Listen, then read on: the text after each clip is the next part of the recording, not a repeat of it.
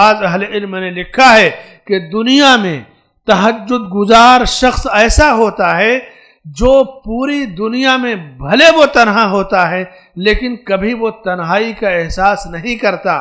بڑے بڑے کام وہ کر جاتا ہے، بڑی بڑی باتیں جب لوگ سنتے ہیں کہیں گے یہ دیکھو یہ کیا بول رہا ہے، ایسا کیسے ہو سکتا ہے، لیکن چونکہ تہجد کی پابندی کرنے والا رات کے اس حصے میں جب پوری دنیا سو رہی ہوتی ہے اپنے رب سے جڑا ہوا ہوتا ہے، اس کے اندر عزم، حوصلہ اور ہمت ہوتی ہے، وہ بڑے سے بڑے پروگرام طے کرتا ہے اور کبھی اپنے آپ کو تنہا نہیں محسوس کرتا، اس کے اندر گھبراہٹ نہیں ہوتی، وہ اللہ کی امان میں رہتا ہے، اللہ کی توفیق میں رہتا ہے۔ اس لیے بندہ ہمیشہ اپنے رب سے گفتگو کے لیے، عبادت کے لیے، توبہ کے لیے، استغفار کے لیے اپنا وقت خاص کرے۔ اللہ کے نبی صلی اللہ علیہ وسلم کہتے تھے کہ تمہارے جسم پر تمہارا حق ہے، تمہارے بیوی بچوں کا تمہارے اوپر حق ہے، اور جب بندہ رب سے جڑا رہے گا تو پھر دوسرے کاموں میں اسے آسانی ہوگی۔